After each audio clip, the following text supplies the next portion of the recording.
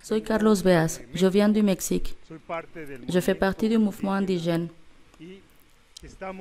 Et nous sommes dans cette rencontre internationale en Poitou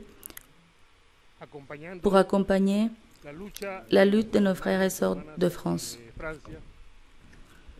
Et aussi, on découvre leur réalité, qui à plusieurs égards est très semblable à la nôtre.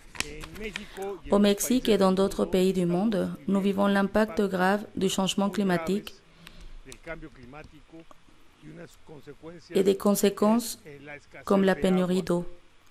Mais cette pénurie n'est pas seulement provoquée par le changement climatique, mais aussi par la mauvaise gestion concentrée par les grandes entreprises qui font des grandes cultures et ont transformé une ressource vitale en marchandise. Ces jours-ci, on a subi aussi, pas seulement les Français et les visiteurs d'Europe,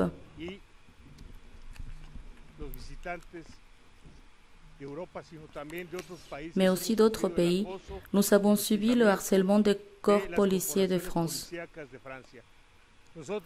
Nous nous demandons où est l'État démocratique, où est la liberté, la solidarité, la fraternité, qui sont les valeurs fondamentales de ce pays.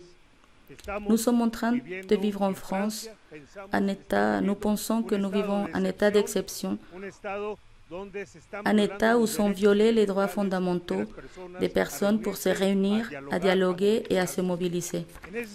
En ce sens, nous condamnons la répression qu'ont souffert nos camarades de France qui sont en train de manifester leur droit à exiger une meilleure vie et un meilleur avenir. Nous voulons dénoncer en ce moment que dans beaucoup d'endroits du monde, et aussi au Mexique, on réprime fortement les défenseurs des territoires, on réprime les défenseurs de l'eau. Au Mexique, récemment, ont été assassinés 2 paysans parce qu'ils ont protesté contre une entreprise canadienne de production porcine qui s'appelle Granjas Carroll. Ont été assassinés 2 camarades et persécutés par la police. Nous nous demandons, un État qui se fait appeler démocratique peut porter atteinte contre ses citoyens parce qu'ils demandent une meilleure vie? Cela n'est pas de la démocratie.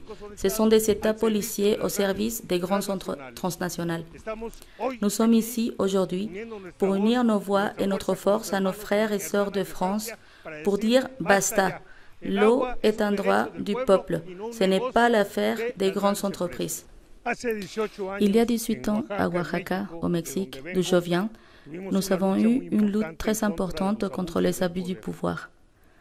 À cette époque-là, le peuple de Oaxaca a construit des barricades et nous disions que dans ces barricades se trouvait l'esprit de Luis Michel.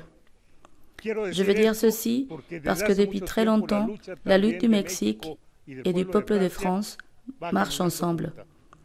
En ce sens, ici et maintenant, on dit no pasarán.